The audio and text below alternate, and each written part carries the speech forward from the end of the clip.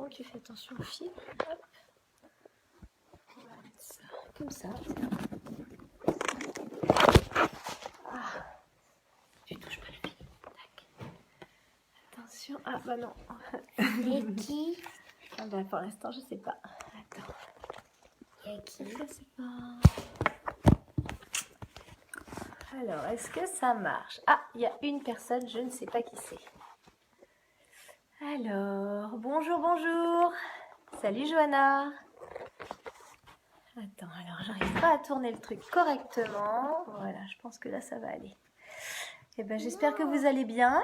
Nous aujourd'hui, on s'est fait une balade en bord de mer, mais sans aller sur le chemin côtier parce que, apparemment, c'était interdit. Et en fait, on a vu alors pour ceux qui habitent au bord de la mer, on a vu les gendarmes et on les a arrêtés pour leur demander. Et en fait, pour ceux qui habitent à proximité comme nous, c'est ok, mais uniquement sur le chemin côtier. Voilà, la plage c'est forbidden. Par contre, le chemin côtier c'est ok. Donc voilà, donc c'est bien cool parce qu'on prend l'air et ça fait du bien. Et j'espère que vous avez pu aussi vadrouiller à 2 km de chez vous. Voilà. Salut Christophe. Eh ben c'est cool, il y a déjà 6 personnes. C'est waouh. Et donc, on vous envoie plein de bonnes bouffées d'air pleines de d'iode, de bonne iode. Ça se dit pas peut-être, hein, c'est dur à dire en tout cas. Bref, donc on est là pour la dernière partie du Petit Prince. Et salut Christelle. On est là pour, pour la dernière partie du Petit Prince. Et on va essayer d'être un peu plus efficace qu'hier. Ouais. Et c'était une première avec Hugo hier, donc voilà. Et donc voilà, on va passer. Donc on s'était arrêté au chapitre 25. On va recommencer à partir de là. T'es ok? On y va? Allez, c'est parti. Alors, donc on s'était arrêté quand il était au 8e jour et il parlait de sa panne. La panne d'avion qu'il avait eue, etc. Donc voilà. Donc je vais peut-être vous relire le dernier petit morceau. Nous en étions au 8e jour de ma panne, dans le désert, et j'avais écouté l'histoire du marchand en buvant la dernière goutte de ma provision d'eau. Ah, dis-je au petit prince, ils sont bien jolis tes souvenirs, mais je n'ai encore pas réparé mon avion. Je n'ai plus rien à boire et je serais heureux, moi aussi, si je pouvais marcher tout doucement vers une fontaine. Mon ami le renard, me dit-il, mon petit bonhomme, il ne s'agit plus du renard. Pourquoi? Parce qu'on va mourir de soif. Il ne comprit pas mon raisonnement. Il me répondit, c'est bien d'avoir eu un ami, même si l'on va mourir. Moi, je suis bien content d'avoir eu un ami renard. Ah, plus tard. Hop, je suis bien content d'avoir eu un ami renard. Il ne mesure pas le danger, me dis-je. Il n'a jamais ni soif ni faim. Un peu de soleil lui suffit. Mais il me regarda et répondit à ma pensée. J'ai soif aussi, cherchons un puits. J'eus un geste de lassitude. Il est absurde de chercher un puits au hasard dans l'immensité du désert. Cependant, nous nous mîmes en marche. Quand nous eûmes marché des heures en silence, la nuit tomba et les étoiles commencèrent de s'éclairer. Je les apercevais comme en rêve, ayant un peu de fièvre à cause de ma soif. Les mots du petit prince dansaient dans ma mémoire. « Tu as donc soif, toi aussi ?» lui demandai-je. Mais il ne répondit pas à ma question, il me dit simplement « L'eau peut aussi être bonne pour le cœur. » Je ne compris pas sa réponse, mais je me tus. Je savais bien qu'il ne fallait pas l'interroger. Il était fatigué, il s'assit. Je m'assis auprès de lui, et après un silence, il dit encore « Les étoiles sont belles à cause d'une fleur que l'on ne voit pas. » Je répondis « Bien sûr !» et je regardais sans parler les plis du sable sous la lune. « Le désert est beau !» ajouta-t-il. Et c'était vrai. J'ai toujours aimé le désert. On s'assoit sur une dune de sable, on ne voit rien, on n'entend rien, et cependant quelque chose rayonne en silence. Ce qui embellit le désert, dit le petit prince, c'est qu'il cache un puits quelque part. Je fus surpris de comprendre soudain ce mystérieux rayonnement du sable. Lorsque j'étais petit garçon, j'habitais une maison ancienne et la légende racontait qu'un trésor y était enfoui. Bien sûr, jamais personne n'a su le découvrir, ni peut-être même ne l'a cherché. Mais il enchantait toute cette maison. Ma maison cachait un secret au fond de son cœur. Oh, oui, dis-je au petit prince, qu'il s'agisse de la maison, des étoiles ou du désert, ce qui fait leur beauté est invisible. Je suis content, dit-il, que tu sois d'accord avec mon renard. Comme le petit prince s'endormait, je le pris dans mes bras et me remis en route. J'étais émue. Il me semblait porter un trésor fragile. Il me semblait même qu'il n'y eût rien de plus fragile sur la terre. Je regardais, à la lumière de la lune, ce front pâle, ses yeux clos, ses mèches de cheveux qui tremblaient au vent. Et je me disais, ce que je vois là n'est qu'une écorce. Le plus important est invisible. Comme ses lèvres entr'ouvertes ébauchaient un demi-sourire, je me dis encore, ce qui m'émeut si fort, ce petit prince endormi, c'est sa fidélité pour une fleur. C'est l'image d'une rose qui rayonne en lui comme la flamme d'une lampe, même quand il dort. Est-ce que ce soir pour faire l'apéro comme hier? Voilà, on parle d'apéro déjà. C'est jeune, hein? Oui, je sais. Alors, oui, plus tard. Quand? Tout à l'heure, mais on fera pas ce soir. Pourquoi? Parce que... Et je le devinais plus fragile encore. Il faut bien protéger les lampes. Un coup de vent peut les éteindre. Et marchant ainsi, je découvris le puits au lever du jour. Oh! Les hommes, dit le petit prince, ils s'enfournent dans les rapides, mais ils ne savent plus ce qu'ils cherchent. Alors ils s'agitent et tournent en rond. Et il ajouta, c'est pas la peine. Le puits que nous avions atteint ne ressemblait pas au puits saharien. Les puits sahariens sont de simples trous creusés dans le sable. Celui-là ressemblait à un puits de village, mais il n'y avait aucun village, et je croyais rêver. C'est étrange, dis-je au petit prince. Tout est prêt, la poulie, le seau, la corde. Il rit, toucha la corde, fit jouer la poulie. Et la poulie gémit, comme gémit une vieille girouette quand le vent a longtemps dormi.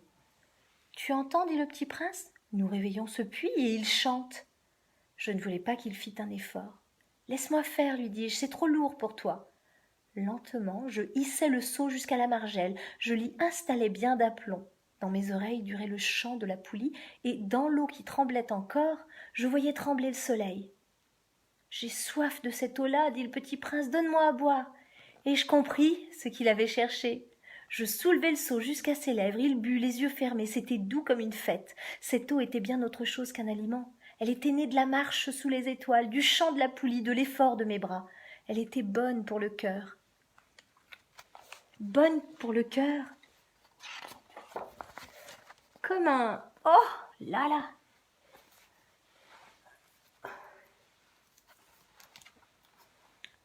Comme un cadeau. Lorsque j'étais petit garçon, la lumière de l'arbre de Noël, la musique de la messe de minuit, la douceur des sourires faisaient ainsi tout le rayonnement du cadeau de Noël que je recevais. Les hommes de chez toi, dit le petit prince, cultivent 5000 roses dans un même jardin et ils n'y trouvent pas ce qu'ils cherchent. Ils ne le trouvent pas, répondis-je. Et cependant, ce qu'ils cherchent pourrait être trouvé dans une seule rose ou un peu d'eau. Bien sûr, répondis-je. Et le petit prince ajouta, mais les yeux sont aveugles. Il faut chercher avec le cœur. J'avais bu, je respirais bien. Le sable au lever du jour est couleur de miel. J'étais heureux aussi de cette couleur de miel. Pourquoi fallait-il que j'eusse de la peine? Il faut que tu tiennes ta promesse, me dit doucement le petit prince, qui de nouveau s'était assis auprès de moi. Quelle promesse? Tu sais, une muselière pour mon mouton. Je suis responsable de cette fleur. Je sortis de ma poche mes ébauches de dessin. Le petit prince les aperçut et dit en riant, « Tes baobabs, ils ressemblent un peu à des choux. » Oh, moi qui étais si fière des baobabs. Ton renard, ses oreilles, elles ressemblent un peu à des cornes et elles sont bien trop longues. Et il rit encore. Tu es injuste, petit bonhomme. Je ne savais rien dessiner que les boas fermés et les boas ouverts. Oh, ça ira, dit-il, les enfants savent. Je crayonnais donc une muselière et j'eus le cœur serré en la lui donnant. Tu as des projets que j'ignore. Mais il ne répondit pas. Il me dit, tu sais, ma chute sur la terre, c'en sera demain l'anniversaire. Puis après un silence, il dit encore, j'étais tombé tout près d'ici. Et il rougit. Et de nouveau, sans comprendre pourquoi, j'éprouvai un chagrin bizarre. Cependant, une question me vint. Une question me vint. Alors, ce n'est pas par hasard que le matin où je t'ai connu, il y a 8 jours, tu te promenais comme ça tout seul à 1000 milles de toutes les régions habitées? Tu retournais vers le point de ta chute? Le petit prince rougit encore, et j'ajoutai en hésitant, à cause peut-être de l'anniversaire. Le petit prince rougit de nouveau. Il ne répondait jamais aux questions, mais quand on rougit, ça signifie oui, n'est-ce pas?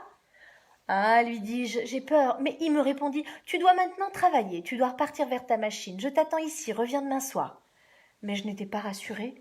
Je me souvenais du renard. On risque de pleurer un peu si l'on s'est laissé apprivoiser. Je vois pas. Oui, mais 2 secondes, mon cœur, parce que regarde, là, on ne peut pas voir comme ça. Il y avait à côté du puits une ruine de vieux murs de pierre. Lorsque je revins de mon travail le lendemain soir, j'aperçus de loin mon petit prince assis là-haut, les jambes pendantes, et je l'entendis qui parlait. « Tu ne t'en souviens donc pas, disait-il, c'est pas tout à fait ici. » Une autre voix lui répondit sans doute, puisqu'il répliqua « Si, c'est bien le jour, mais ce n'est pas ici l'endroit. » Je poursuivis ma marche vers le mur, je ne voyais ni n'entendais toujours personne. Pourtant, le petit prince répliqua de nouveau. Le petit prince répliqua de nouveau. « j'ai perdu ma ligne. Oui. J'ai perdu mon caca. Oh, bien sûr, tu verras où commence ma trace dans le sable. Tu n'as qu'à m'y attendre. J'ai perdu mon pipi. J'y serai cette nuit. J'étais à 20 mètres du mur et je ne voyais toujours rien. J'ai perdu pisser. Le petit prince dit encore, après un silence, « Tu as du bon venin? Tu es sûr de ne pas me faire souffrir longtemps ?» Je fis halte, le cœur serré, mais je ne comprenais toujours pas. « Maintenant, va-t'en, dit-il, je veux redescendre. » Alors j'abaissai moi-même les yeux vers le pied du mur et je fis un bond, il était là, dressé vers le petit prince, dressé comme ça. Attention.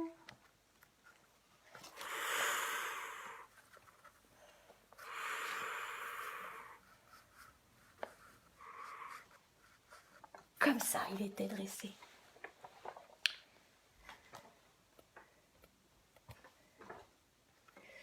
Lorsque... j'ai du mal à suivre là. Alors j'abaissai moi-même les yeux vers le pied du mur et donc il était là dressé. Un de ces serpents jaunes qui vous exécutent en 30 secondes. Tout en fouillant ma poche pour en tirer mon revolver, je pris le pas de course, merci Hugo de faire dresser le serpent.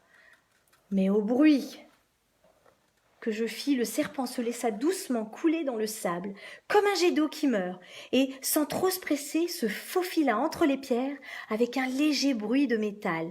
« Maintenant, va-t'en, va-t'en !» Ouh là là, c'est bizarre. Je parvins au mur juste à temps pour y recevoir dans les bras mon petit bonhomme de prince, pâle comme la neige.